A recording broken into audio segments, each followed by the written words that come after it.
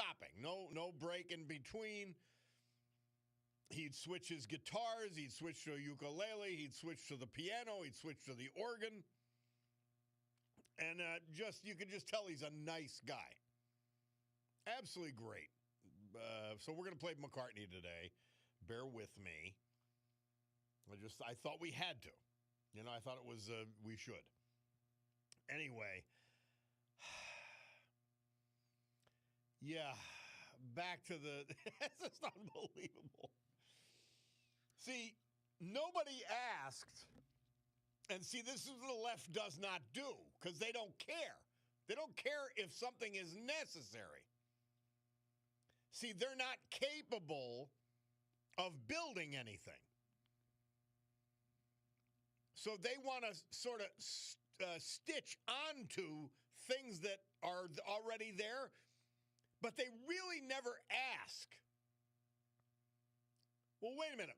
What is the problem that we're trying to fix? Listen, I'm guessing half to three-quarters of our listeners have driven through downtown Scranton at one point. Now, did you see the bikes flying all over the place? And they say in her press outlet called the Scranton Times, the crappy rag, it's going to include walkability. Did anybody ever have a problem walking downtown Scranton? Anybody? Please let me know. And it's going to improve the safety. Yeah, people were getting mowed over by cars flying around. This is insane. This is stupid. This is what they do. This is what left-wing lunatics do. So the three blind mice are probably going to vote for it. Smurl, King, and Rothschild. And now we spend $15 million of your money with the streets not paved, with the pools not built, with City Hall not fixed. It's insane. It's truly insane. It's disgusting.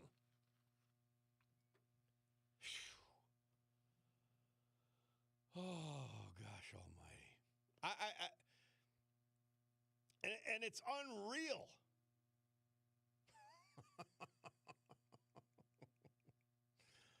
Oh, boy, oh, boy. Now, in Denver, I saw a lot of electric bikes and cars. I actually don't remember if there were bike lanes. Why do you need them? See, these are not avenues. This is not Fifth Avenue where people will go 80 miles an hour if you let them.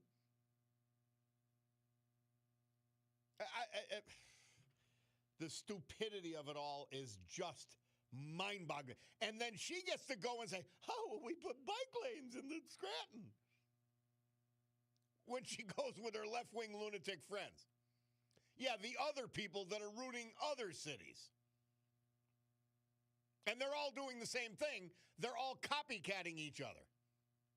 Oh, yeah, we have bike lanes in Scranton now. Did anyone ask if we needed them? I mean, were there bikers, bicyclists, going to council meetings, constantly begging for bike lanes? No, this is to show off to her left-wing friends. It has nothing to do with you. By the way, so you know, nothing she does has anything to do with you. And the reason I harp on Scranton is not just because I live there. I tell you this all the time. It's because it can come to a theater near you.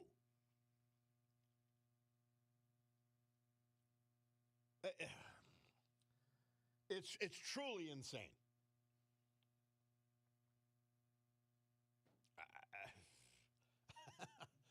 And we have to live with it.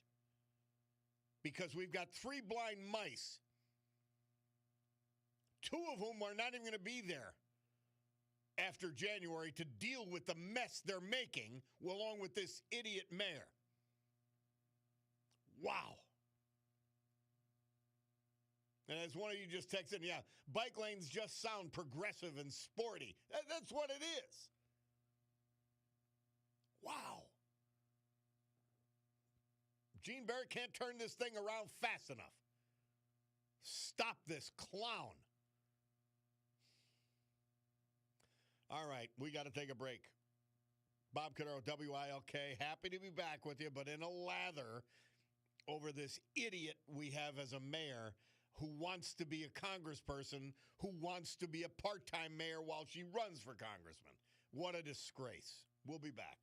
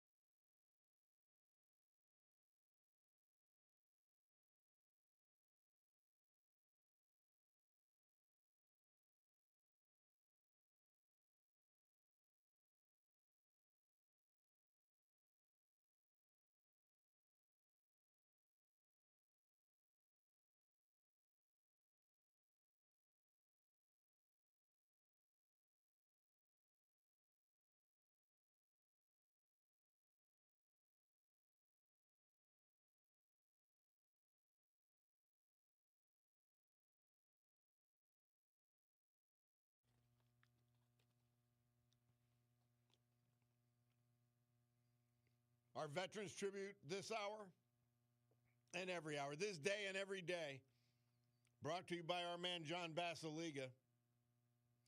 And as it's Thursday, that means the weekend is nigh. So we think Basiliga hospitality. Well, Reader's Choice Awards are in. A Terra 519, Best Fine Dining, Best New Local Restaurant, Best Wine Selection. Sergei's, the nightclub, open tonight. Best nightclub, best live music. And it is fun, believe me. Even for a codger like me. The Old Brook Inn, best outdoor dining, best place to have a first date. And I would argue second, third, fourth, or fifth. The Stegmaier Mansion. I'm in awe. Try it. Downtown Wilkes-Barre. Atmosphere, food, the whole package. And two other great bars. The Far Street Tavern, West Scranton. Queen City Tavern, the neighborhood bars. That's an Oliphant. And best movie theater, the Scranton Art House. Stanley Nowakowski. He passed away at age 84, October 4th. He was from the Minor Mills section of Wilkes-Barre. Born in Wilkes-Barre, attended Marymount High School in that city. He was an Army veteran, serving a full stint, much of it in North Carolina. He wasn't done serving us. He became a postal carrier at the United States Postal Service, 37 years, reliably delivering our mail. And for those of you too young, before the internet, it was everything. His nickname was Buzz, and he was a member of the Fraternal Order of Eagles. Gardener, he loved to take pictures. His most cherished moments were those spent with his grandchildren and great-grandchildren. Surviving are his wife of 4 years, Deborah Zupa Nowakowski, his daughter, his son, his grandchildren, his great-grandchildren, a couple of brothers and a sister, as well as other family members. Our great veteran this hour, Stanley Nowakowski, brought to you by John Basiliga and Basiliga Hospitality. From meteorologist Joe Snedeker, the weather. Today, sunny, breezy, and cool, 56, but it's going to be beautiful. Tonight, mainly clear down to 35. Friday, mostly sunny, 60. Saturday, partly sunny, 65. Sunday, partly sunny with a chance of late day showers, 67. So, Cutie has this lemon tree. And her friend, Ange Dempsey, has a lemon tree that's been flourishing for all this time. And our lemon tree is not that great of a lemon tree. So now you got to be worried, are we going to have to roll it inside and out? What do we do with this lemon tree that doesn't really produce any lemons? Maybe I'm wrong. Maybe I missed something. I'll be corrected, I promise. Anyways, but it's going to be cold tonight. It's going to be chilly tonight. So he says, Bob Scranton is 20 years behind the times. It'll always be that way because it's a Democrat town. But see, it's a blind Democrat town. That's the problem. There are more normal Democrats than lunatics. But see, then, unfortunately, the normal Democrats, that's why I give Gene Barrett all the credit in the world running for mayor, say, basta, enough. We can't have this insanity. We can't spend $15 million to change the whole city for something that isn't even happening. And that is gargantuan bike traffic. And by the way, to get to wherever you have to go on your bike, there'll be no bike lanes. So what are you talking about? Why don't we fix the streets, fix the curbs? It's unbelievable. It's sickening. Yeah, somebody says, does the mayor know the meaning of priorities? No, of course not. LTS back at you.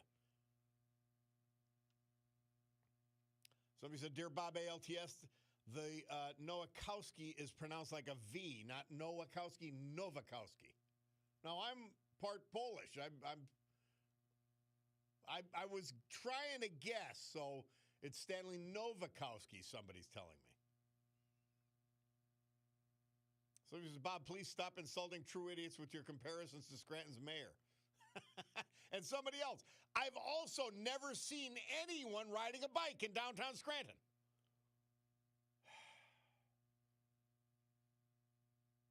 Number you mentioning the weather. We said, good morning, Bob. I drive down Mulberry Street every day to get to Interstate 81 to go to work. You don't need to worry about people getting run over because you can't drive more than 5 miles an hour because of the potholes.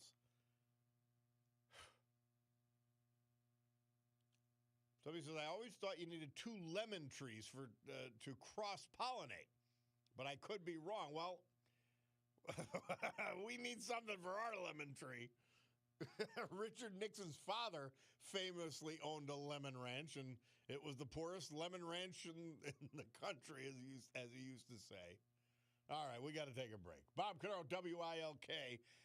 Hey, coming up, and we did this before, Brian Kincaid, who wrote this great book, and I mean a great book, about the Elusio murders way back when. He's going to be on to talk about the book. He's got an appearance tonight. And we'll talk to him about all of that. And we're looking forward to it. He's going to be at the Taylor Library tonight. And the Old Forge volunteer firefighters who discovered the bodies of the Ziemba children, they're going to be there. I mean, this is one of the eeriest, scariest, and toughest stories, called Murder in Old Forge, is his book. Brian Kincaid after 10 o'clock. We'll take a break and be back.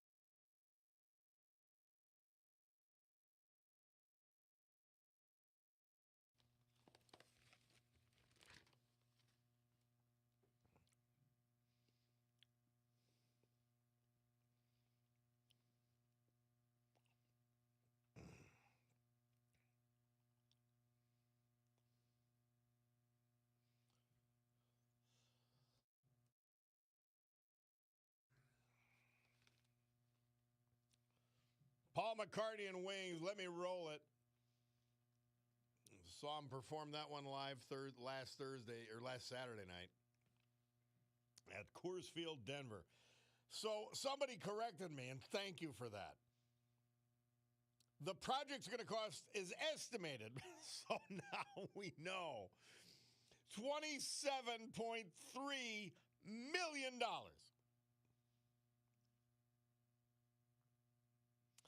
This is so insane.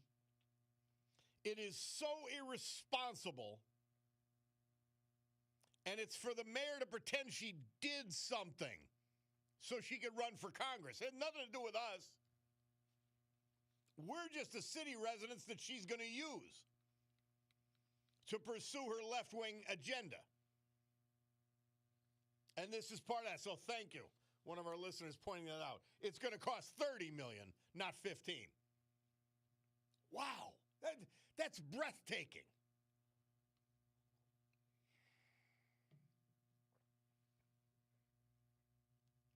Wow. Somebody requesting the Lemon Tree song by Trini Lopez. No, I'm not gonna glorify this. It's gonna be a headache for me to be moving that thing in and out.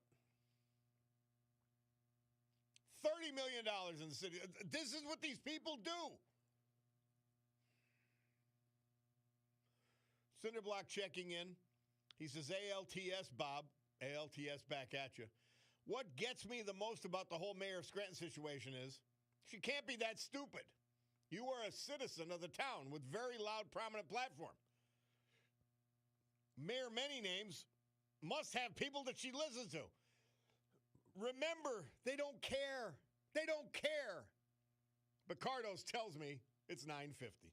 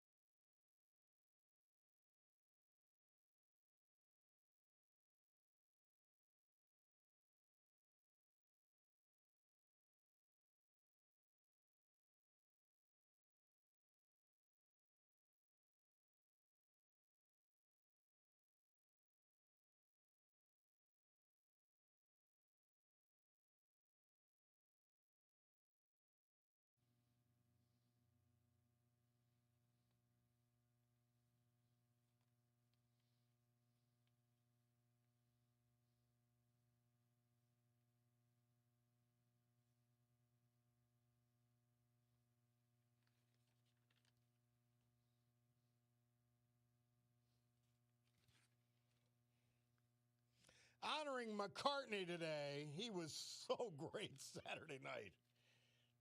I don't know, I have this thing lately. I know I've told you about it once before. When something really great is unfolding in front of me, I get tears in my eyes. I have an emotional reaction.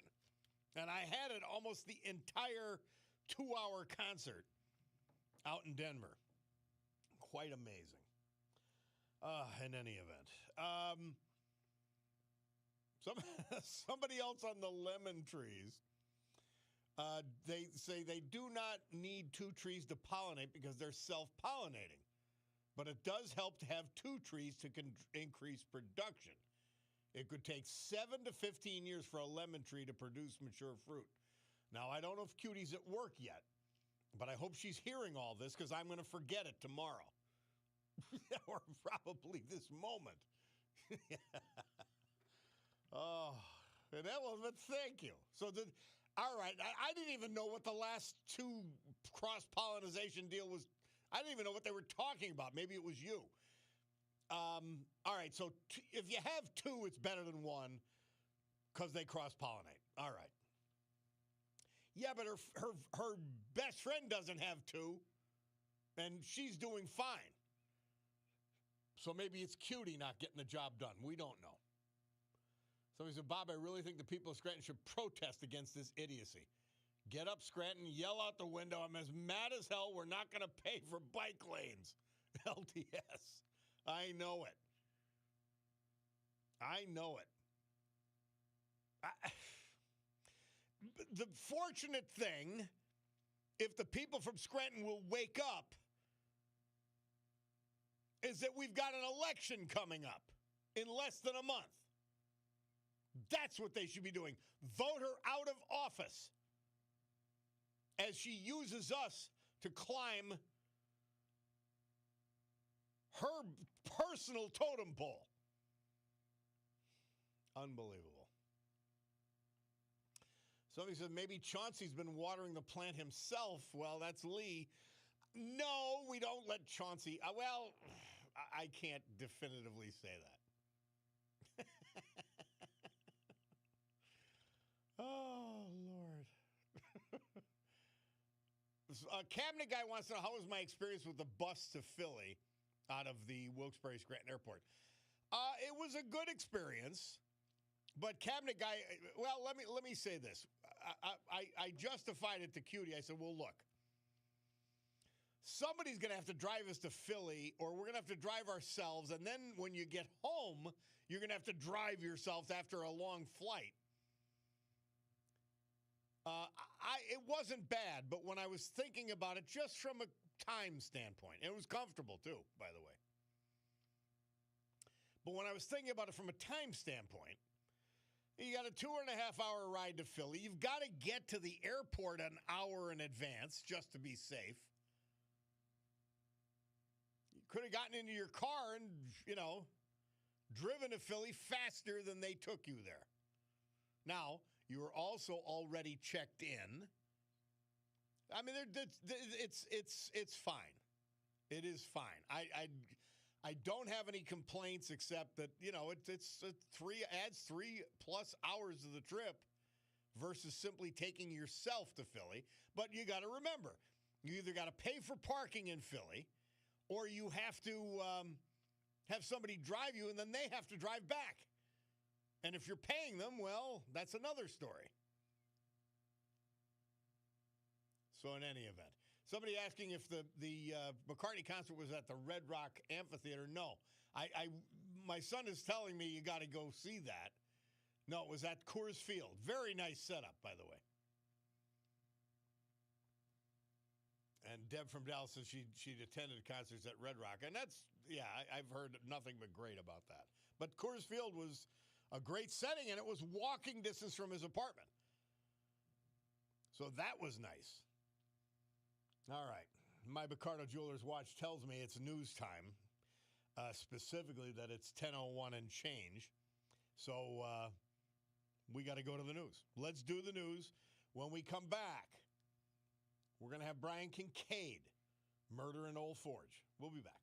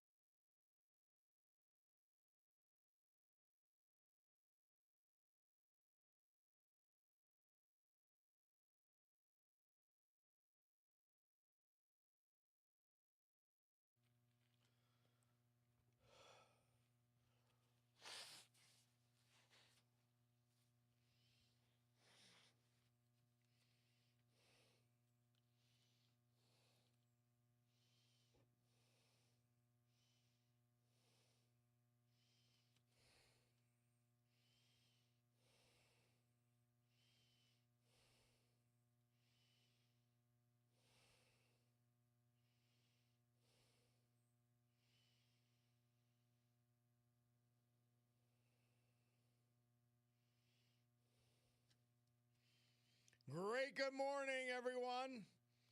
My Cordaro Jeweler's watch tells me it's 10:08 a.m. here in the great Northeast. This beautiful Thursday, October 16, 2025. This is the Bob Cordaro Show.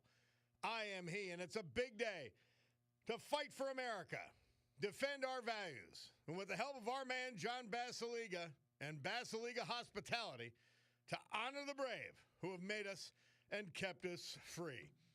People like veterans we've lost this year, but celebrate today, like Stanley Novikowski, Miners Mills section of Wilkes-Barre, Conrad Plodwick, Netticoke, and John Starr Kelly, my pal, Dunmore. So with history, our great founding fathers, and the incomparable Constitution of the United States of America as our guides, let us continue today's battle.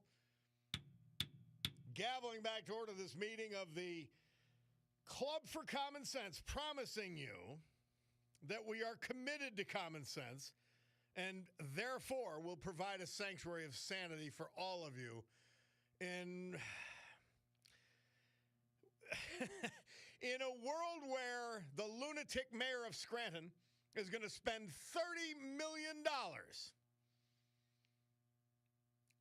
for bike lanes and stop signs.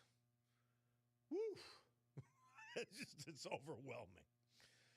Well, let's digress from that and other political subjects for a little bit.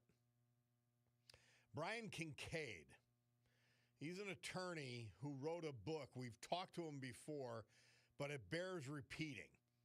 The book is called Murder in Old Forge.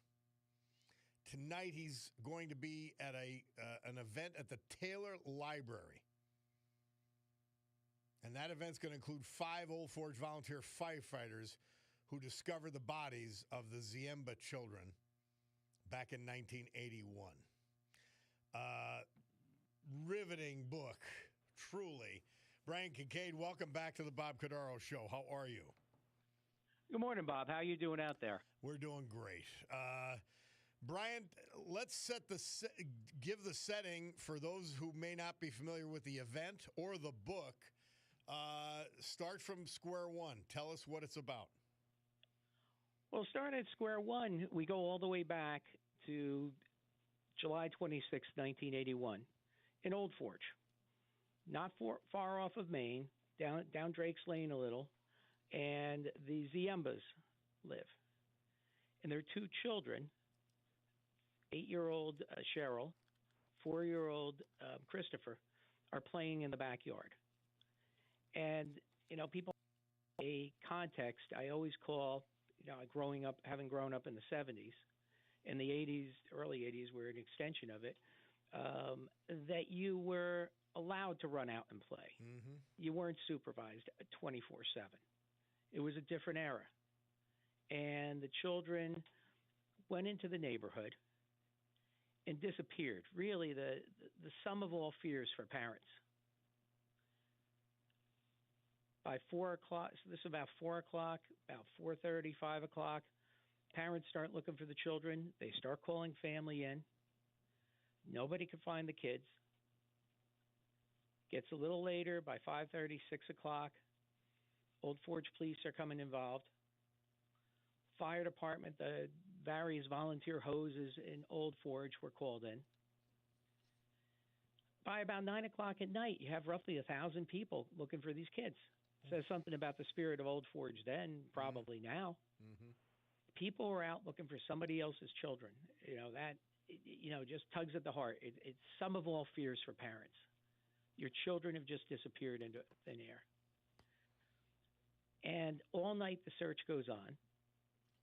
And that next day, early that next morning, the Lesotos, I think it was Frank and Diane, husband and wife, the search had been called off. It was going to start again at 7 in the morning. They couldn't sleep based on all that happened. They went out looking. And on a little coal Cullum Hill, right near the children's house off of Drake's Lane, on Hard Street, most of it's gone now, been dug up, housing development, they find children's sandals, the sandals of Cheryl, and they find a little shower flip flop of Christopher. So now there's no doubt something happened to the children, and they find a piece of carpet with blood on it, some gore on it. So the state police are now involved. And people start picking up on that. The press starts picking up on that. Mike Jordan, who headed the major crimes unit from the Dunmore Barracks, is down there. And the state police are trying to keep the situation in control. Don't want people to speculate. And Kitch Loftus, they used to call her the radio girl in Scranton. Mm-hmm. You know, look, she knew. She knew. She had experience. She looked him dead in the eye and said, "Don't you lie to me, Mike Jordan. Your job is about murder, not lost children." Whole rest of the day goes on. No sign of the kids.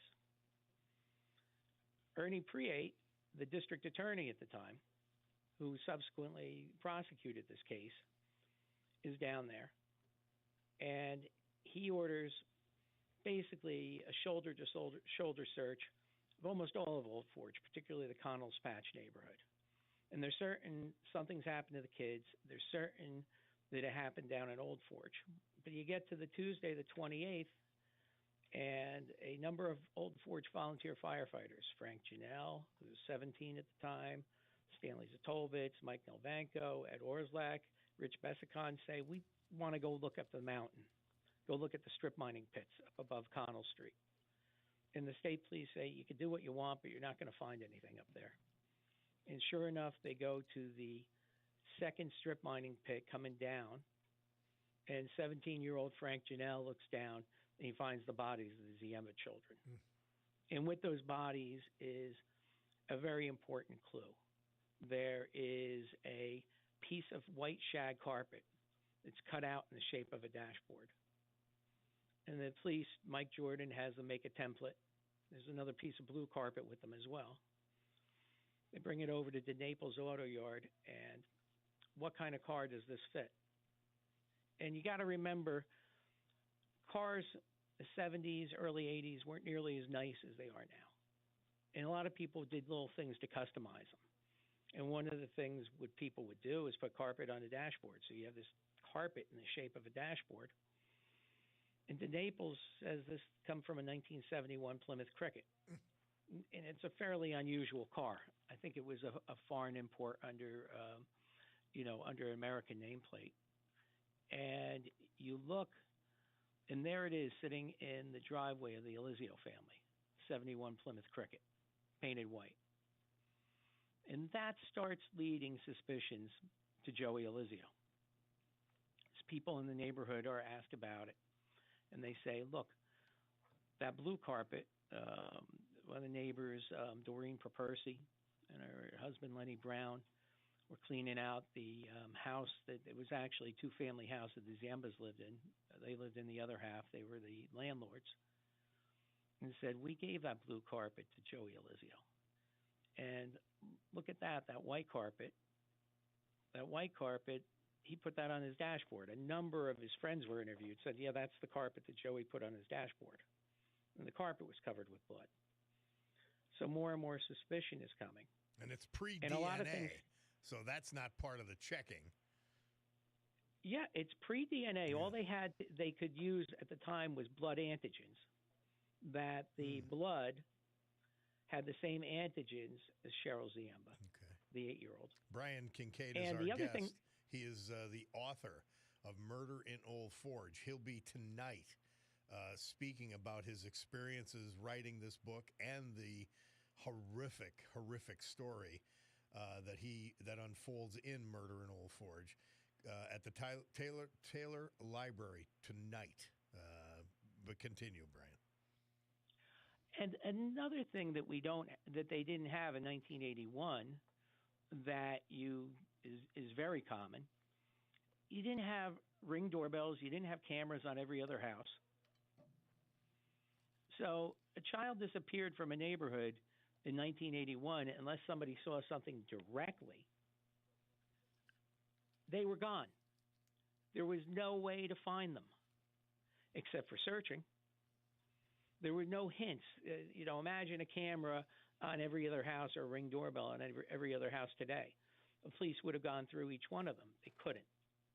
So that was a factor in making this case, and it showed the what I consider utter brilliance of Ernie Prieta at the time, the DA, of piecing all this evidence together.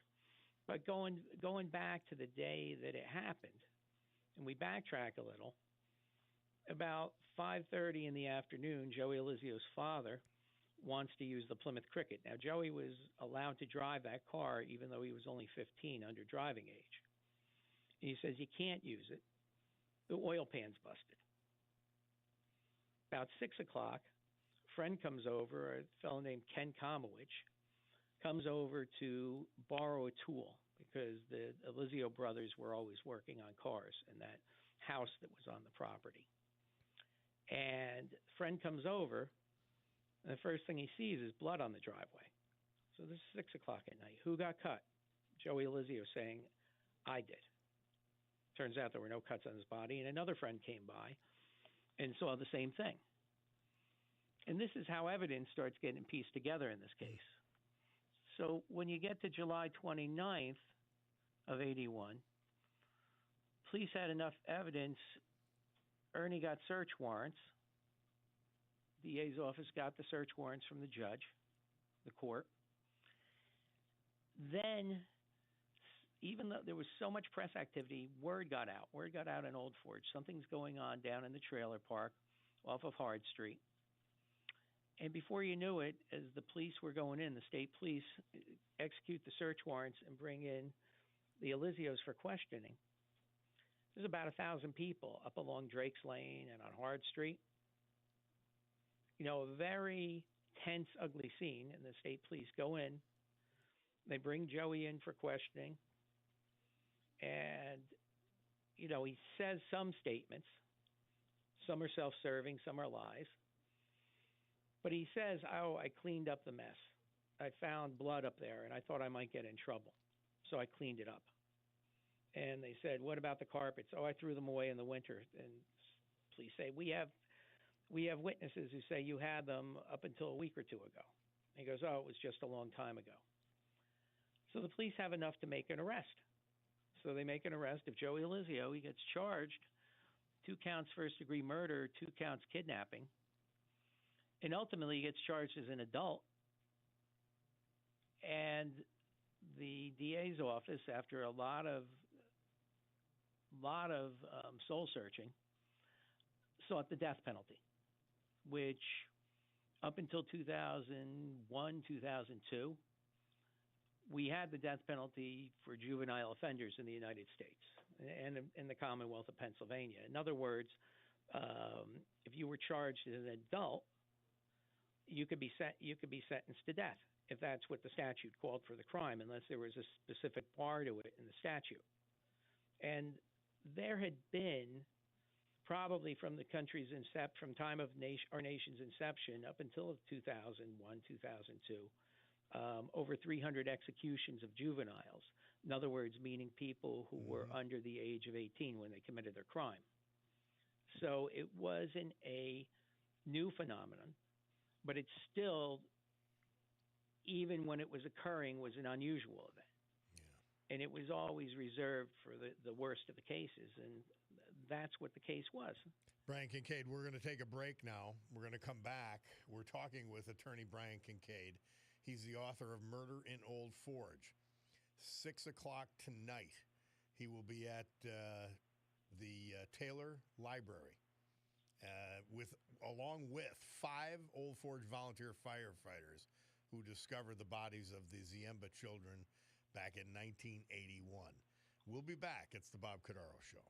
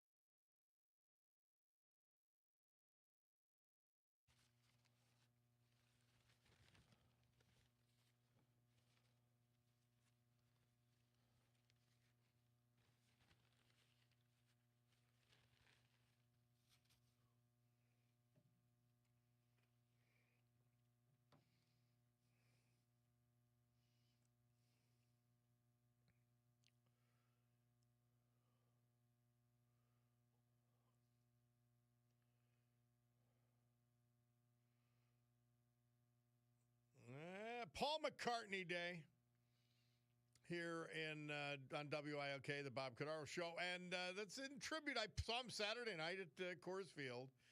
And the 81-year-old was in great form and performed for, 2.5 hours straight. Good stuff. Even I get commercial breaks. Well, Brian Kincaid is our guest. He's the author of a book, Murder in Old Forge. And 6 o'clock tonight, he's going to be at the Taylor Library. And 3 of the 5 Old Forge volunteer firefighters who discovered the bodies of the Ziemba children, murdered by Joe Alisio, are going to be there.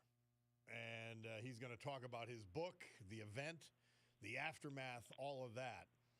So, Brian Kincaid, the trial takes place, the prosecution, and tell us what happens there.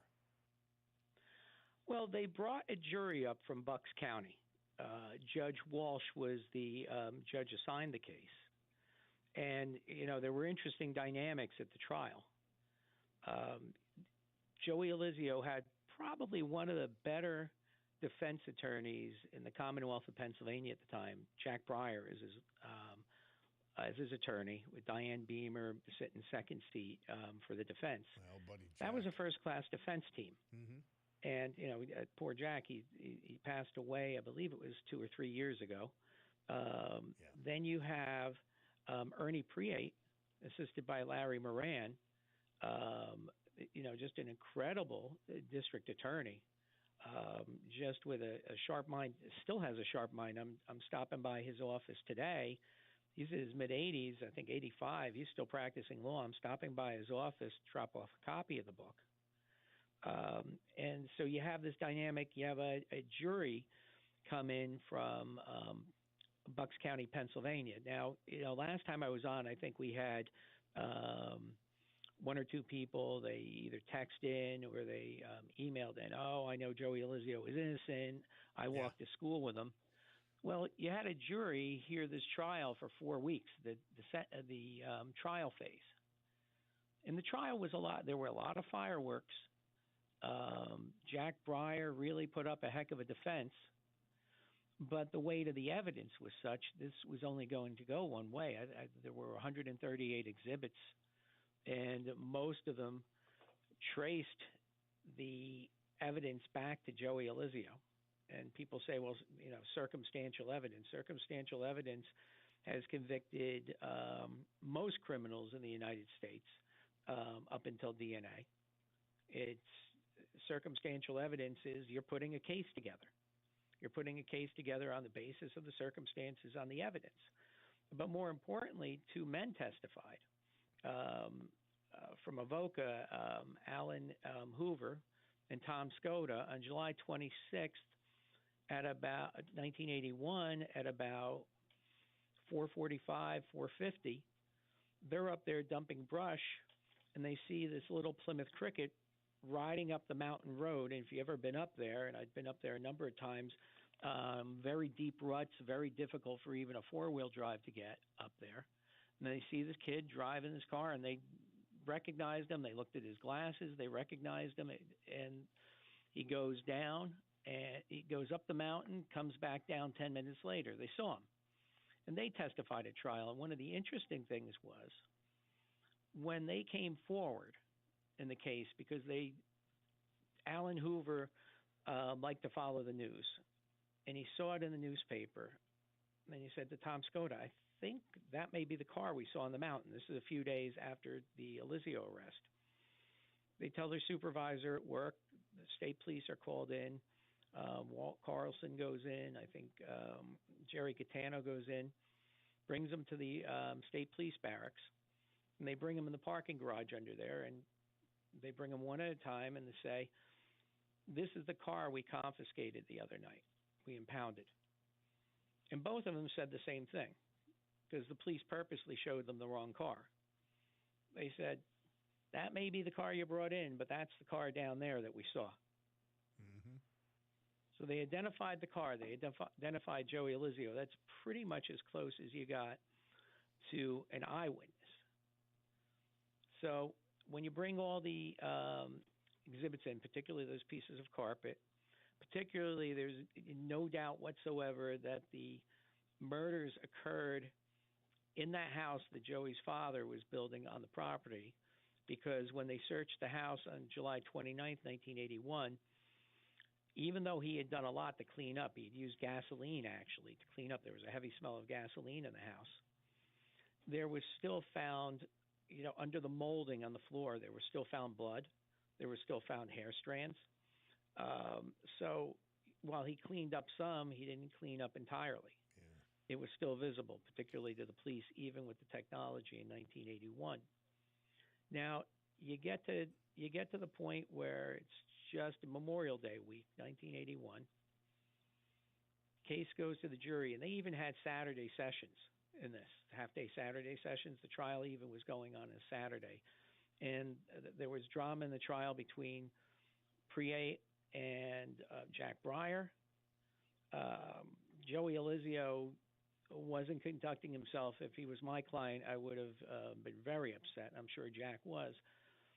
He was giving Ernie Priate the middle finger under the table.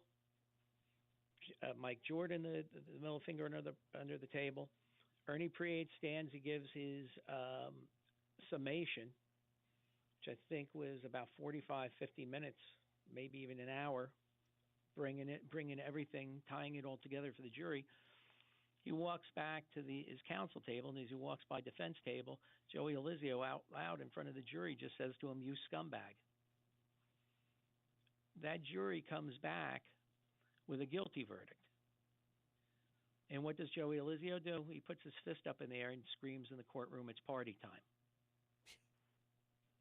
So then, if that isn't bad enough, you're on trial for your life, and this is how you're conducting yourself.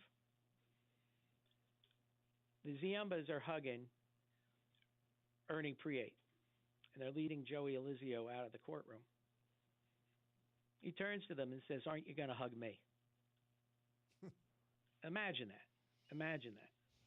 And then what happens in the United States and Commonwealth of Pennsylvania during a death penalty trial, there's two phases. There's the guilt phase. He's been found guilty two counts first-degree murder, 2 counts kidnapping, which makes it an aggravating factor to seek the death penalty, the kidnapping convictions. And the jury comes back after arguments of Breyer and Priate and witnesses on the mitigating factors and the aggravating factors of this crime, and comes back with the death penalty, making Joey Elizio the youngest death row inmate in the United States at the time. So it was a trauma with a lot of drama. There were bomb scares called in a few times. There was something unique. It doesn't happen very often, but the jury went actually to the crime scenes. They brought the jury up to see over on Drake's Lane, Children's House, over on Hard Street, the house where the murder occurred on the Elizio property. They even brought them up to the strip mines. So there was a lot that was done in this case. It was a very difficult trial. Now, one thing I wanted to add that I don't think I mentioned last time, but it bugs me to this day, is after the verdict was all said and done, the Ziembas' lives are pretty much ruined. And by writing this book, my intent is not to hurt the Ziemba family in any way, but making sure that this is known about, that this case is known about. People actually called and harassed the Ziembas, the Ziemba family, the extended family in Old Forge. They would call, people would call and, doing children's voices. Is Chrissy home? I don't know if they're supporters of the Elizios or just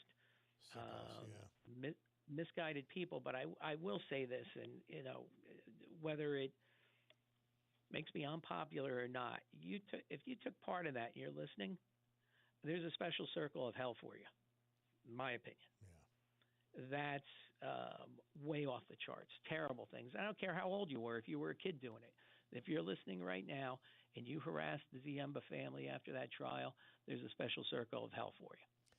I'm certain of that. Brian Kincaid, our guest. The book is Murder in Old Forge. He will be at Taylor Library tonight, 6 o'clock. And along with him will be 3 of the 5 Old Forge volunteer firefighters who discovered the bodies of the Ziemba children. Brian, thank you very much for coming on with us and talking about this book again. It's an important book. It's well done.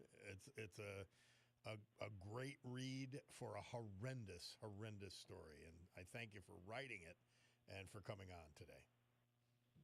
All right. Thank you for having me today, Bob. All right. Brian Kincaid. Greatly appreciate it. We'll take a break.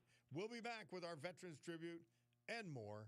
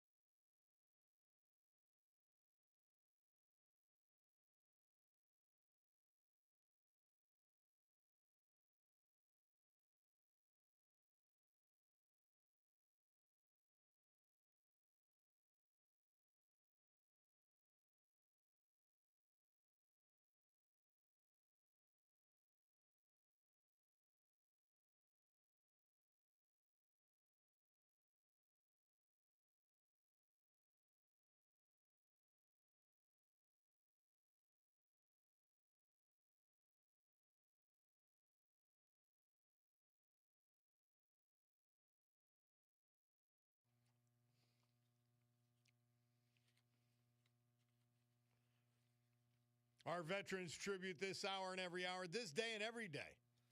Brought to you by our man, John Basiliga, and his great family of companies, including, as we head of the weekend, Basiliga Hospitality. Incredible properties and the places you want to be this weekend. Tonight, Sergey's Live, winner of Best Nightclub, Best Live Music. They'll be open tonight. And above them at 519 Linden Street, one of the greatest restaurants anywhere, a Terra 519. And its sister restaurant, fine dining in Wilkes-Barre, the incredible Stegmeyer Mansion. Guess what else? You got 3 great neighborhood bars. The Far Street Tavern, West Scranton. Queen City Tavern, Oliphant. And the Old Brook Inn, Springbrook Township up on 307. Conrad Plodwick. His obituary starts out, "Time will never change my love for Regina." October 6th, he passed away.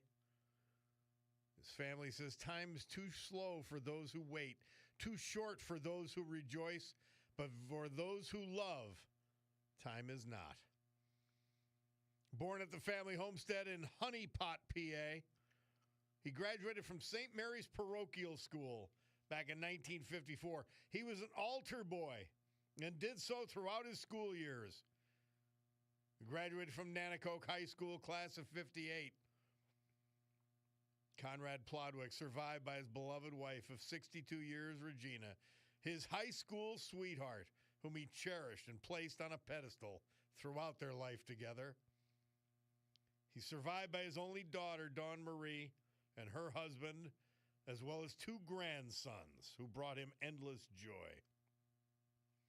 Conrad worked at United Pants before enlisting in the U.S. Navy in October 1962. He served us in Vietnam aboard the USS Oxford, a communications security vessel. He held top security clearance and was honorably discharged in Washington, D.C. as Petty Officer Second Class. Highly decorated, he began his career with the Bell Telephone Company. He was a lineman, later advancing to PBX engineer. In 1984, he constructed the family home largely with his own hands. And he chose to become self-employed rather than accept an out-of-town assignment with Bell. Family always came first with Conrad. His gift for humor and a passion for genealogy, well known. To Conrad, having somewhere to go is home.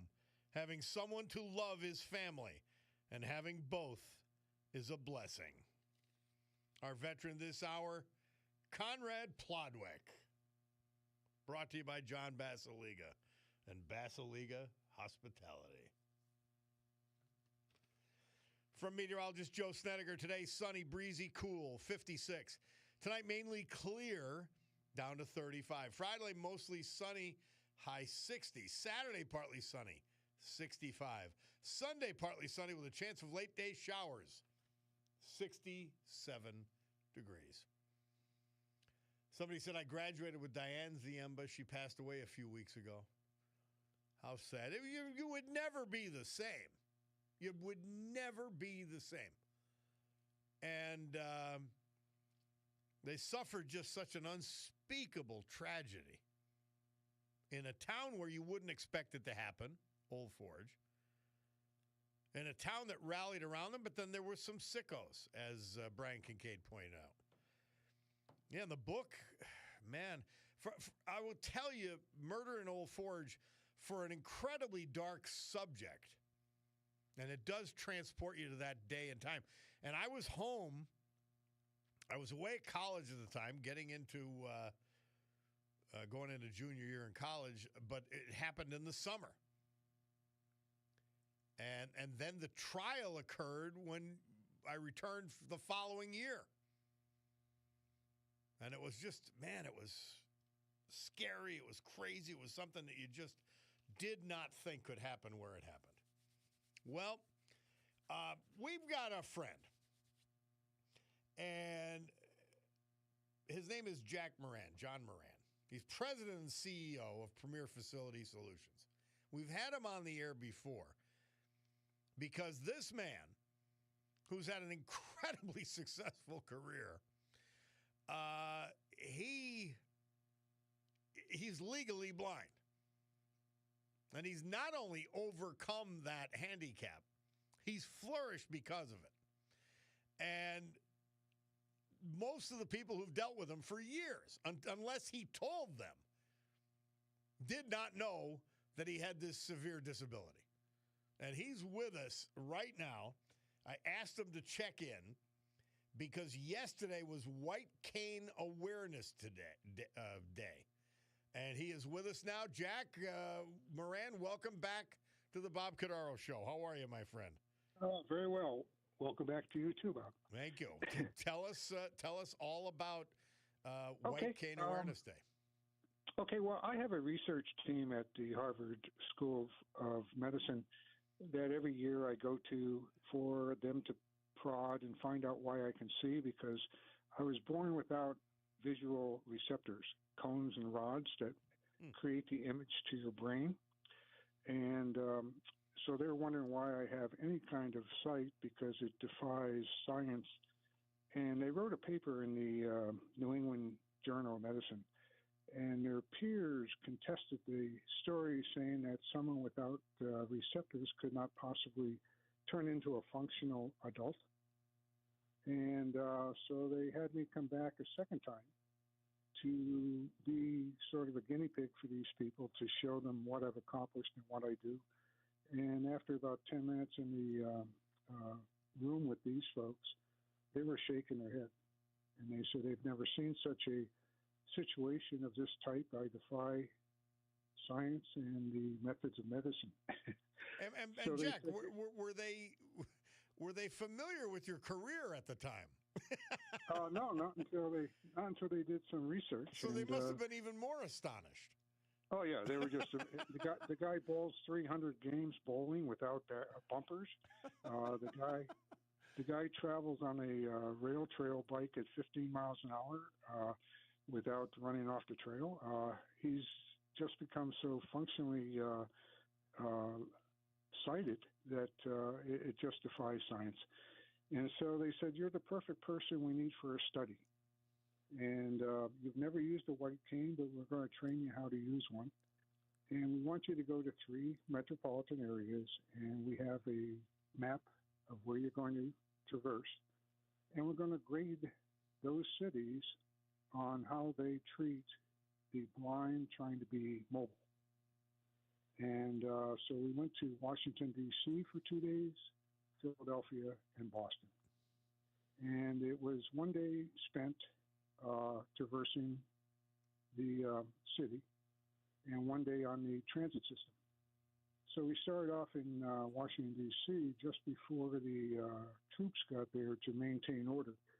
So I was a little skeptical and nervous about that. But Washington was an incredible experience for a blind person. People stopped and they asked, can we help you navigate? Where are you heading? And where one person would get off the train, another one would say, I know where you're going. I'll help you get oriented when you get off the subway or whatever. Mm-hmm. I was at actually Union Station, and that was a very easy area to navigate. The streets, people would actually stop. I tried to listen for no vehicles before I proceed to cross, but as soon as they saw the white cane, everything came to a halt, and we gave Washington actually a B+ in the study. Then we went to Philadelphia, and Philadelphia was not quite as great. The SEPTA system was having difficulties with staffing. You couldn't find someone to help you navigate there. The roadways were hit or miss. It was very problematic trying to get around. And because of all the sidewalk construction going on, we gave it a poor grade because it's not mobile friendly for someone who is blind. I'll tell you, I hated being blind. For those 6 days, I was tight, and I had a body camera too to help record all the near misses and everything that was going on. And I was appalled at how hard it is to be blind. I mean, coming from me, that's kind of because I have a field of vision of about 6 to 8 feet. I see in reverse contrast. I have no definition, no facial recognition. So, I said, gee, I did, well, they said in my study that I did so much self-therapy long before it was ever a process of counseling. I was able to adapt, self-adaptation to a sighted world. And they say it was an incredible, remarkable outcome. And but Philadelphia was a little strange, a little more difficult. And they ended up with a C in the study. And then I went to Boston. And you're familiar with the Freedom Trail. Mm-hmm. It's about a 2 mile sidewalk tour throughout Boston. And the deal was I was supposed to spend one day on the infrastructure and one day on public transportation. So I got there planning for 2 days. And about 20 minutes into my walk, I walked from the downtown area to the Freedom Trail, and I'm crossing a street on a crosswalk, and a car rips the cane out of my hand and keeps going. And what was sad about that was a transit bus and a FedEx truck ran over the cane before I could get to it and kept going. And so right away I had to halt my study and go get more equipment. So my cane was totally destroyed. And so I got a new cane and proceeded to finish the day. But I had to cut it short because the illegal dirt bikers were taking over the streets of the areas I was walking. Oh, Lord. And so, in the interest of safety, we had to stop the study in Boston, which is one of the safest cities according to the mayor. But anyway, we know what she's all about. Yeah. My Lord. So it was an incredible experience, but people have to realize that every state has a white cane law that is backed up with penalties for moving violations and points on your license. But I've never been someone who emphasizes penalty. I just think compliance was the message I wanted to get to people. Was that you see someone with a white cane or a guide dog, it's unpredictable what direction they're trying to go. Yeah. And so you need to yield by law and out of respect. These people are trying to be self-independent people, and it's a very difficult job. I mean, when I look Jack, at... it's a scary world when you can't see. Try walking around wherever you are with your eyes closed if you're sighted. It's a scary what thing. Was weird, yeah, I mean, exactly. You hear sounds, but you don't know where they're coming from and how fast they're going. Yeah. At the end of the Boston study, I was about 3 miles outside of Boston, and I was crossing the street, wrapping up my time, and a car came flying behind me within, a foot or so. And it startled me, and I didn't know. I said, "Oh well, there's another crazy person in Boston." And when we ran the body camera footage, it was a police car. Oh, dear Lord, Jack, So, we have to go, but I thank you for bringing White Cane Awareness Day to us. Thank you so much. Thank you. We'll be back.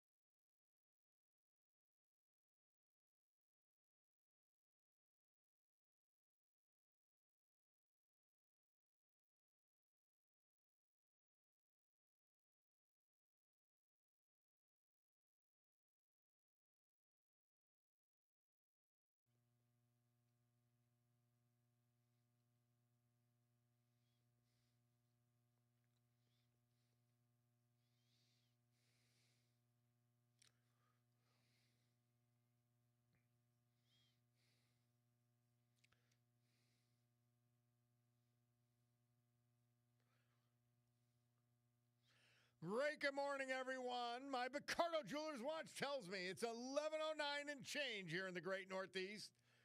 This beautiful Thursday, October 16, 2025. This is the Bob Cordaro Show. I am he. It's a big day to fight for America, defend our values, and with the help of our man John Basiliga and the great company he owns, Basiliga Hospitality, to honor the brave who have made us and kept us free.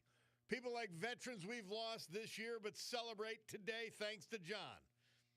Like Stanley Novakowski, Wilkes-Barre, Conrad Plodwick, Nanticoke, and John Starr Kelly, my old pal, Dunmore.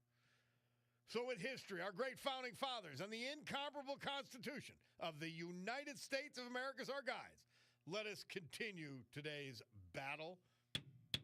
Gaveling back to order this meeting of the Club for Common Sense, promising you that our commitment to common sense will provide a sanctuary of sanity for all, because you need it, man.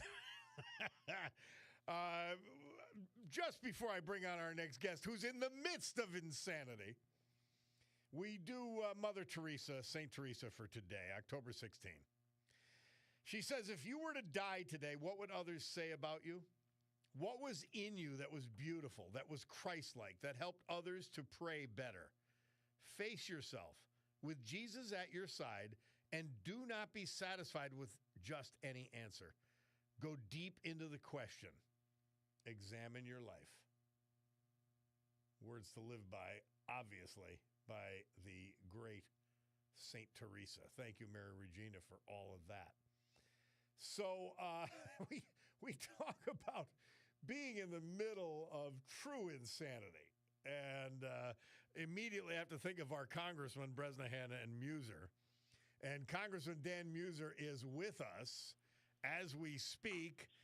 Well, Congressman, first of all, welcome. And how are you hanging in with the government shutdown? Bob, it is always a joy to join the Club for Common Sense.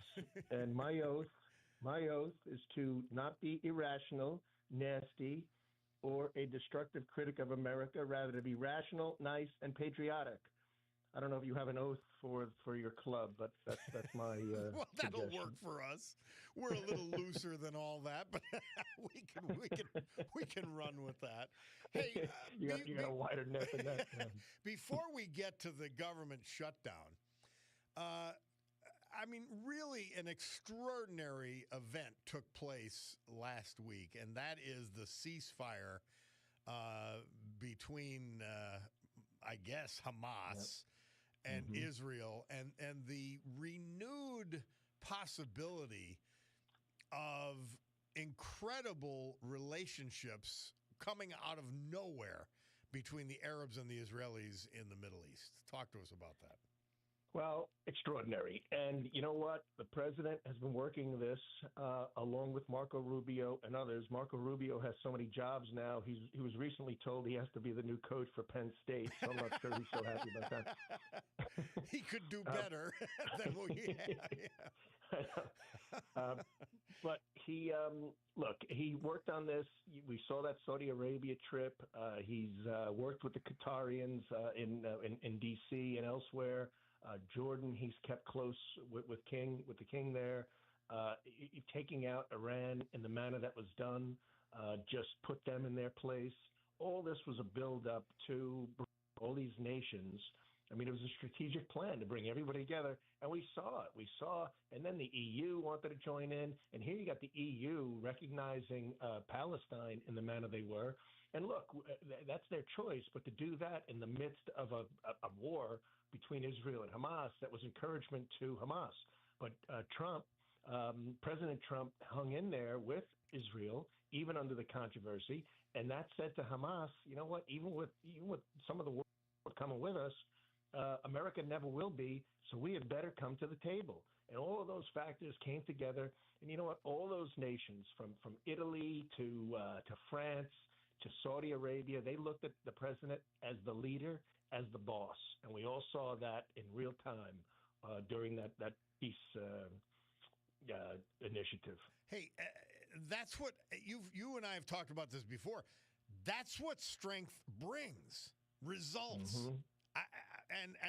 These results are potentially incredible. We've had handshakes going back to 1978 with Sadat and Begin, but we'll see. But at the same point, just this much, even acknowledged by no lesser lights than Hillary, is extraordinary. Amazing. Yeah.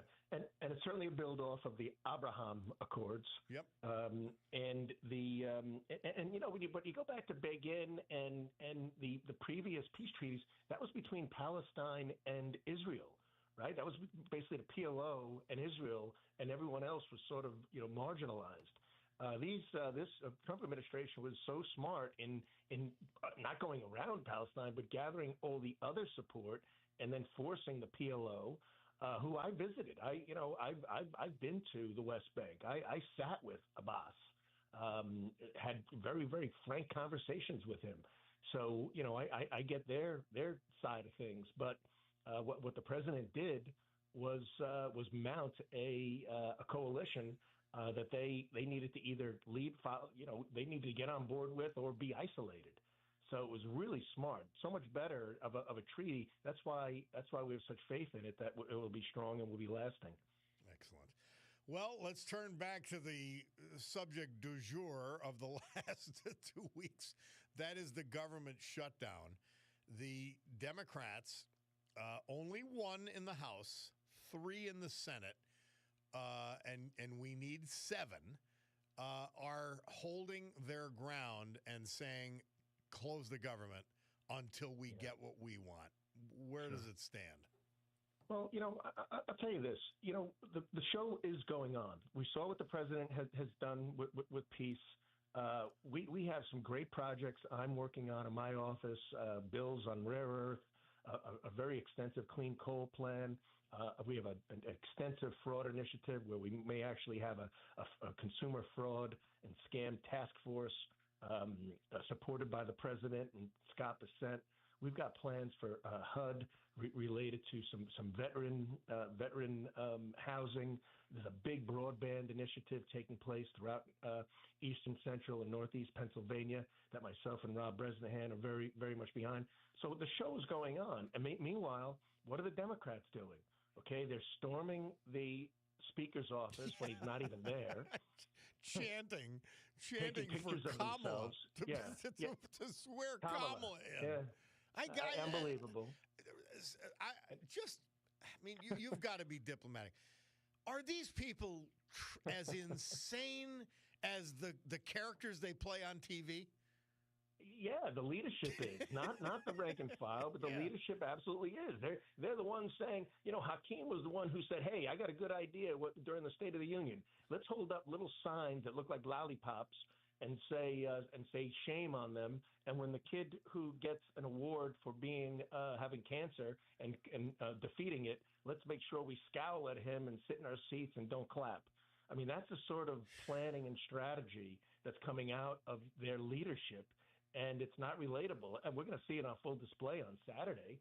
Apparently, he and Schumer have been waiting for this No Kings rally so they can have their anti-American rally take place on the National Mall and, tell everybody how wonderful they are that they shut down the government and they're forcing hundreds of thousands of civilian employees to be furloughed, perhaps not get paid. Telehealth is down. The Women and Infant Children Initiative is only being paid for temporarily by the Trump administration. Homeless veteran services are down. Flood insurance, Border Patrol is not being paid. TSA is rattled and payment is dubious, and the rural hospital funding is being delayed. So those are outside of that. They have a wonderful plan. And they want to get. By the way, they want to eliminate. They want to eliminate the $50 billion cushion for rural hospitals. That's right. And then meanwhile, they're spending a lot of time, encouraging not just the protesting, but the violence against law enforcement, such as ICE and other law enforcement officers throughout the country. I mean, they're just trying to disrupt. And again, creative disruption is one thing, but destructive disruption is another, and that's all they know how to do. Congressman Dan Muser is our guest, talking about this whole shutdown thing. Now, you had mentioned last time we were on at the front end of the shutdown that Republicans were willing to talk about these subsidies for Obamacare. My question to you is, everybody knows, and this includes Democrats, that the massive increases in our health insurance, including the huge deductibles that people are experiencing, is because Obamacare has failed completely. And that's why the subsidies are needed, which means you're getting subsidized for a subsidy. And that's what the Democrats are insisting on having happen now before they reopen the government. How do we how do Republicans, normal people, explain it to the public with the Democrats lying about it from the very start? Yeah, well, what you said earlier about results, right? Let's just look at the results of Obamacare. It is legitimately, the numbers don't lie, well over $300 billion higher than originally anticipated. Since COVID, over the last 4 years, when they enacted some changes, which are supposed to be temporary, premiums for everyday people have gone up, for you and me and everybody else, have gone up on average 60%. 60%. So now they're yelling that, hey, we need to extend the same thing that's existed in order to keep premiums from increasing. I mean, completely, utterly hypocritical. Look, the thing is with the so-called ACA, which really should just be called not the Unaffordable Care Act, because that's truly what it is. Yep. Yeah, there is the feeling that it's too late to repeal and replace it entirely, but reforms are essential. And so what was done during the rescue plan, they initiated some temporary provisions that allowed people making a lot of money, well over $500,000, to receive subsidies. They also just allocated huge levels of funding directly to the insurance companies. So whether or not the insurance companies provided actual services for healthcare, they were getting paid anyway. So, and that was nearly 33% of the amount of funding that was received went direct to insurance companies, not to people who were in need of healthcare. So those are two of the reforms that we're going to insist upon, because first of all, when the Democrats voted for it, they voted for it to be temporary anyway, and they want those ludicrous provisions to remain. And we're not going to let that happen. But let's also understand this. By the way, they only brought this up. Only to mention, Congressman Muser, we Sure. don't have the money. There's that. That's there's sort that. of important. It's crazy. Our revenues in the United States have increased so well, over 35% over the last 5 years. But the problem is, once again, our spending increased by over 50%. And that's nuts, okay? Yep. The United States federal spending increased 50%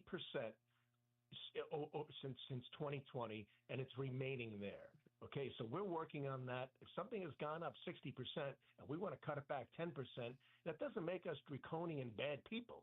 Okay, it makes us trying to have some level of fiscal responsibility.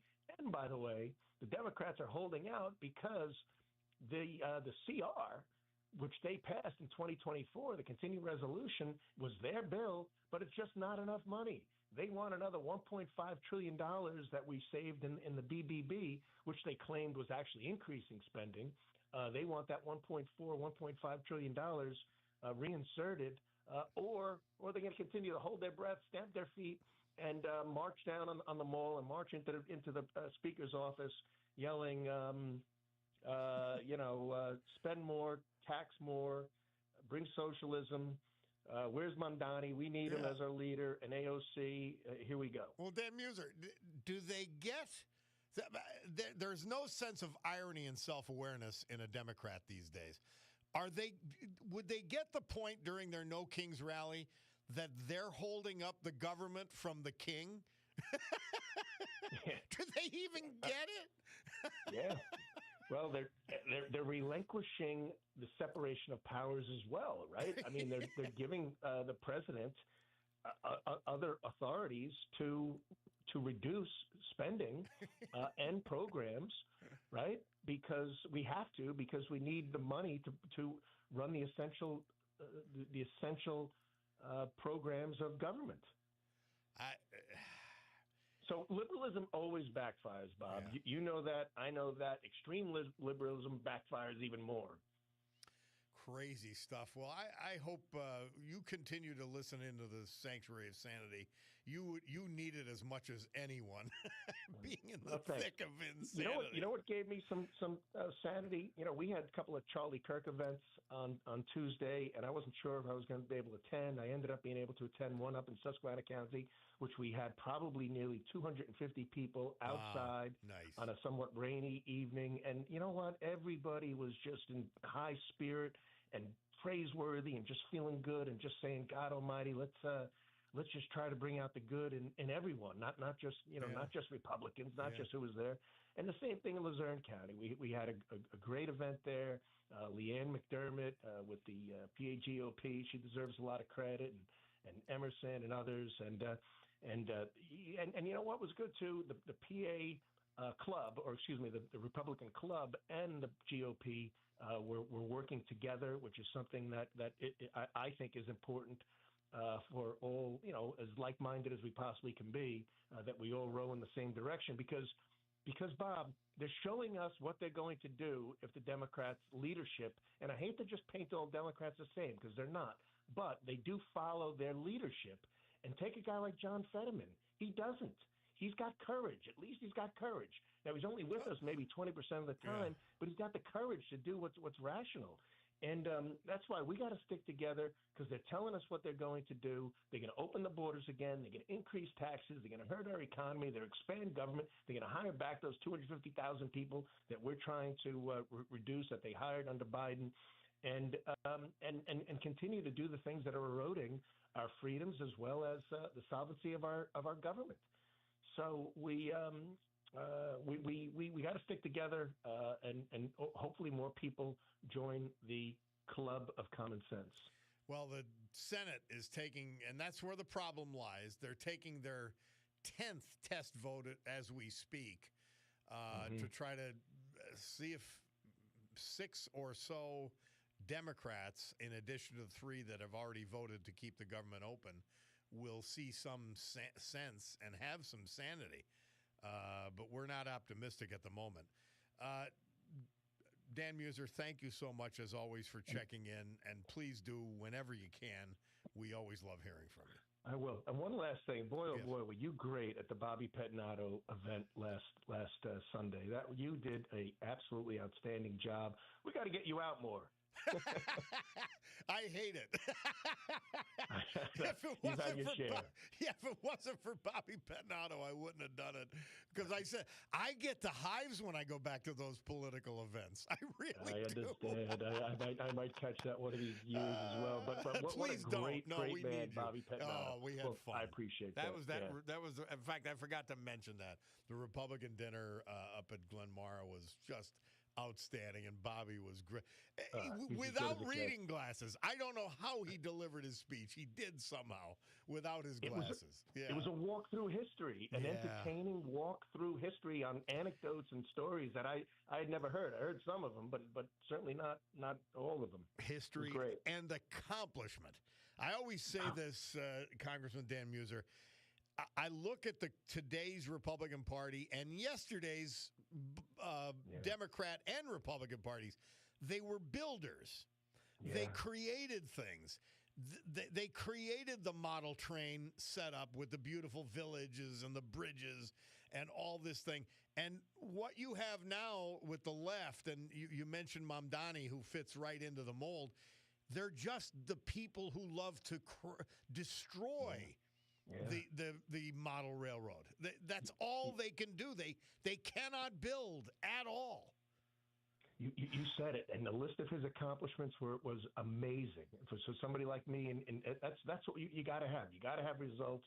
You got to get things done. We got to make things better. So we'll keep working at it. Amen.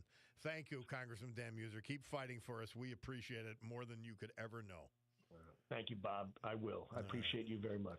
Our Bye. Congressman, Dan Muser. We'll take a break and be back. It's the Bob Cordaro Show.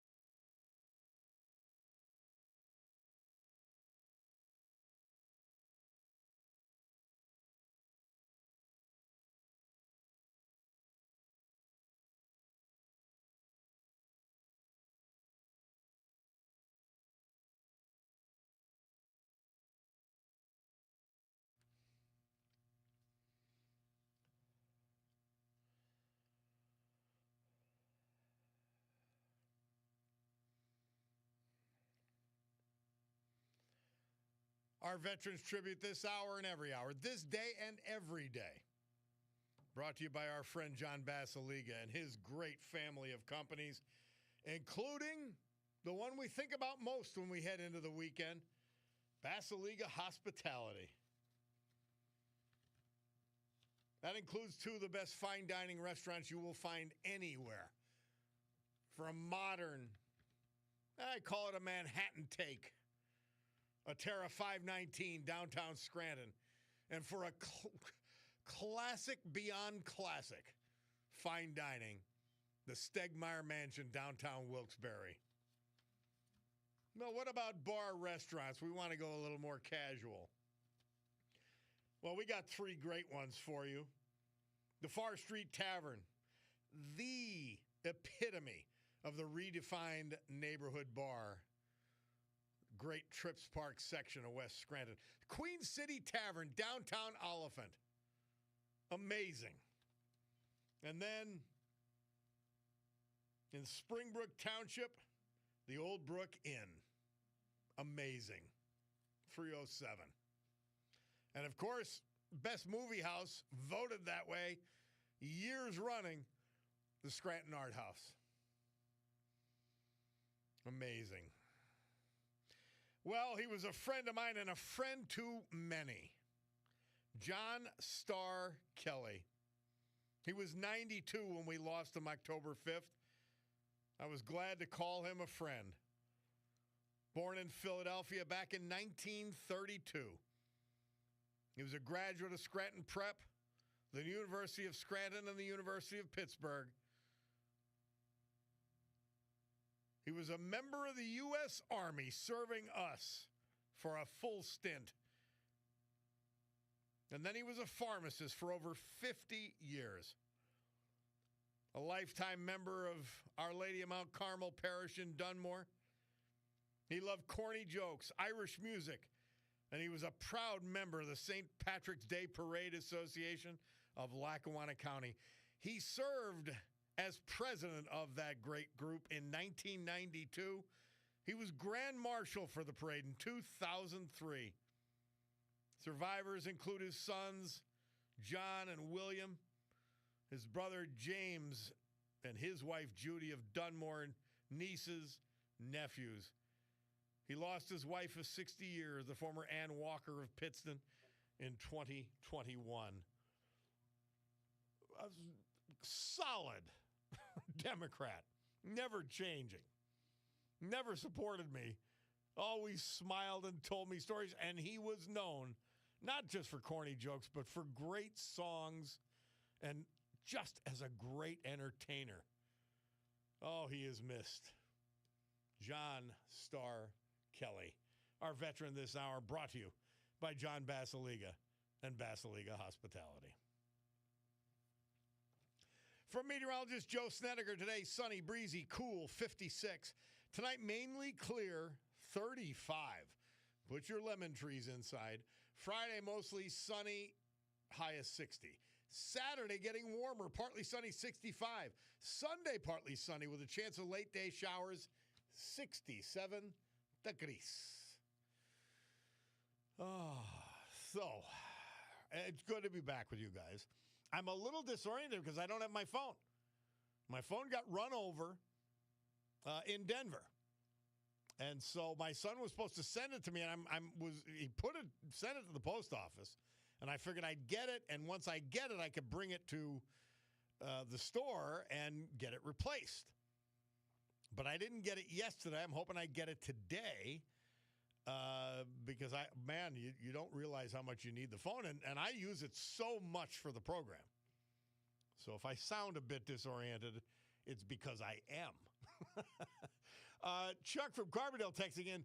He goes, they're getting desperate to losing their jobs because 3 radical progressive liberal judges have a commercial with radical Governor Shapiro begging the people to vote yes for their retention. And these are the Supreme Court idiots. Lowlifes, Wecht, Donahue, Doherty. 3 disasters. Vote no, vote no, vote no to retaining these clowns who've disgraced the Supreme Court of Pennsylvania. which I believe is the oldest Supreme Court in the country. And these three disgraceful political hacks masquerading as judges. What unbelievable. We've got some of that in this area too, don't we? Well, Trish Bynum, she's running against this ridiculous mayor in Scranton who wants to be an even more ridiculous congressperson. And she's been running a good campaign. We've been hearing a lot from her. Welcome back to the Bob Cordaro Show, Trish Bynum. How are you?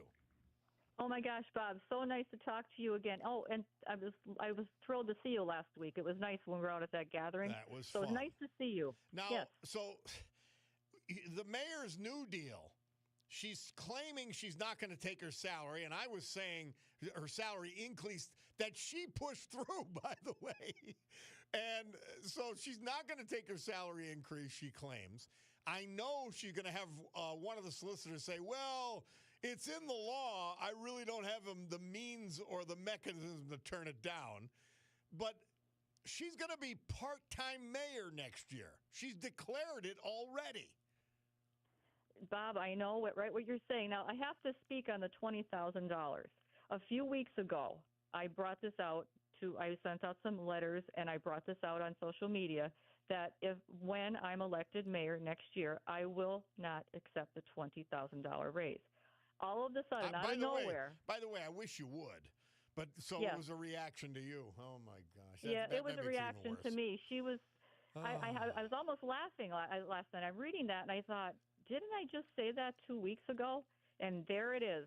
So I think she's running scared. I'm going to just say that because I don't think she would have done that if she didn't feel like she needed to do something. And again, like you're saying, she's running next year, regardless of how much money she's making. If she even makes it next year, which I will be there, she's going to be running on for a different job. She's going for Congress as she's running for the other job.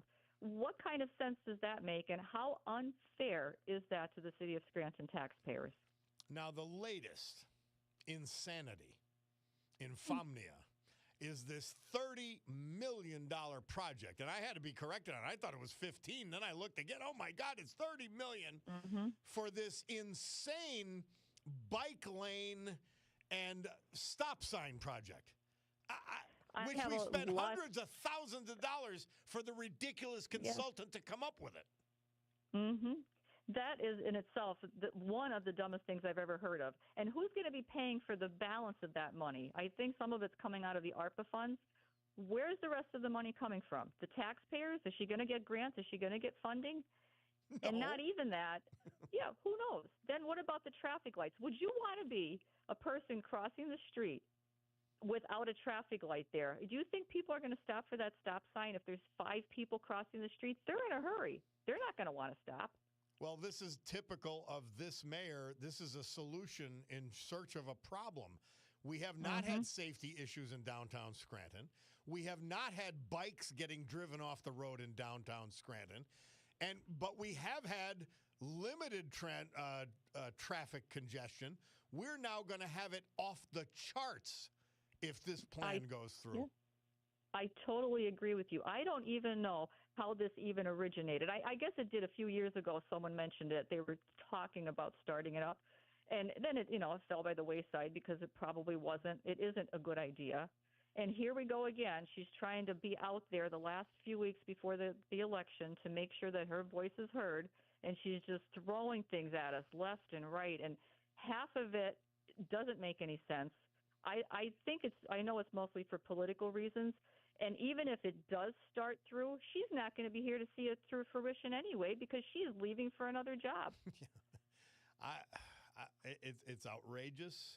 I'm happy you're out there campaigning. I'm happy you're out there fighting. Somebody's got to fight for those of us who live in the city of Scranton. It's insane. It is insane. I feel bad for me living in the city of Scranton and the city of Scranton taxpayers. We're all in this together. We're all in this fight that we have to get our voices out there and be heard. And I think if enough of us get out there and talk, we can't sit back on the sidelines and watch this keep happening. We have to go out there as a team, as a group, and just have our voices be heard because this needs to stop. You think it can't get any worse, and you can't hear anything dumber, and then something like this comes out. I'm thinking, well, she topped it off. She did something else.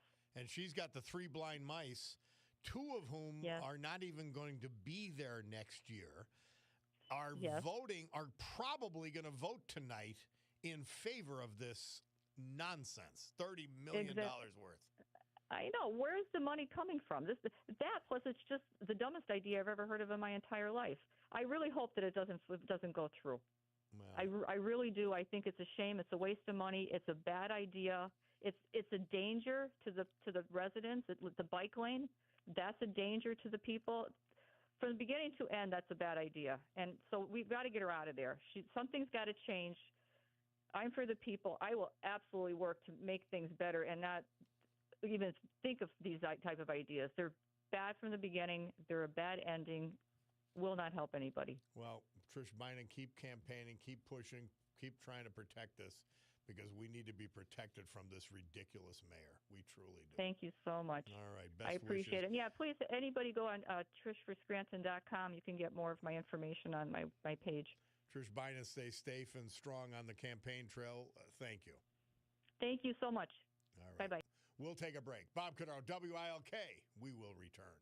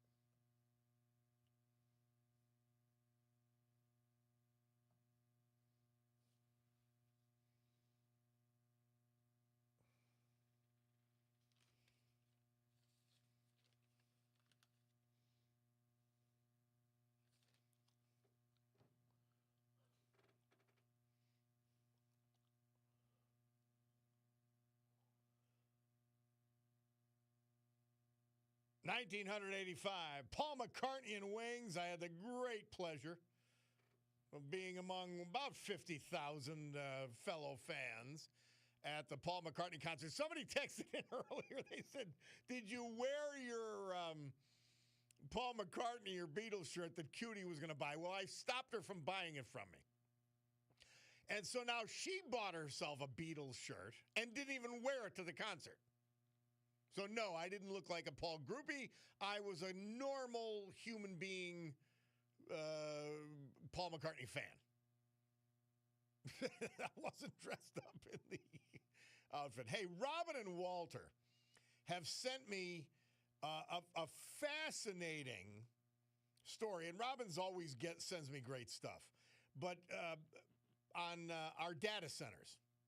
And it just so happens, but not just so, I'm fascinated with knowing what this AI whole thing and these data centers, what do they produce for us? There's not a lot of jobs at the rear end of these projects. There's great construction jobs, no doubt about it. But then you've got land used for the data centers. And the scary thing is they will use massive amounts of water and massive amounts of power. So we're going to finish, by the way, with Hey Jude, Cousin Jude. In tribute to McCartney, but in tribute to my cousin Jude Portnova. But what do they bring you? What do they bring to the table?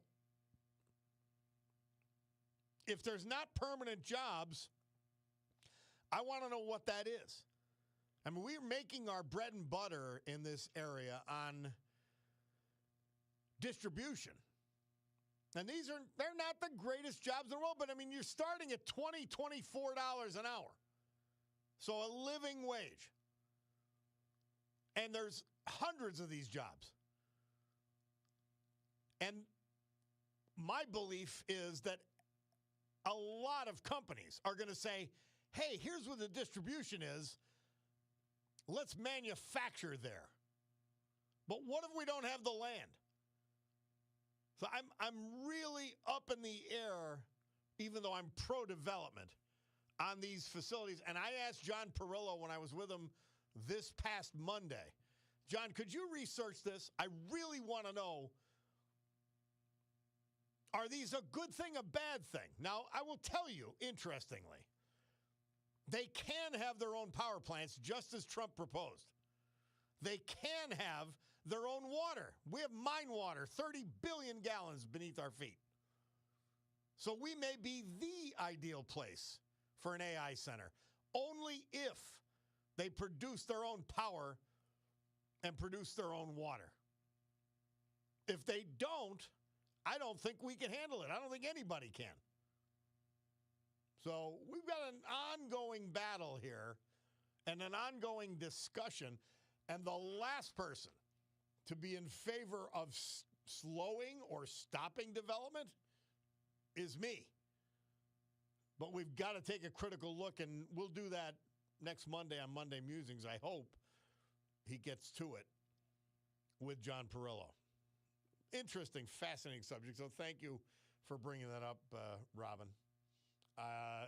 We will delve into it fairly because we love development here. And if people want to invest their money, but I've also said this, and I said it in conversation with John Perillo. I said, John, this reminds me so much of the fiber optic craze. Remember they were going to make fiber optic? Corning came down here and took over that huge plant in Benton Township, Lackawanna County. And they were closed after they invested a couple $100 million in the plant. They never opened. They were to be the jobs of the future, all that. Well, they're going to overbuild AI without any doubt. They're going to overbuild these data centers without a doubt. Is it worth us for us to have one? I'm not seeing it yet, but I'm willing to listen. Well, as McCartney and Beatles finish us off here today. I apologize for the phone calls I could not get to today. I just couldn't. God willing, I'll be with you tomorrow. I'm happy to be back today. Sue Henry show next. Rob O'Donnell show after that. 9 a.m. tomorrow? Well, not up to me, but I'll do everything I can to be here. Have a great afternoon, guys. Club for Common Sense adjourned for the day.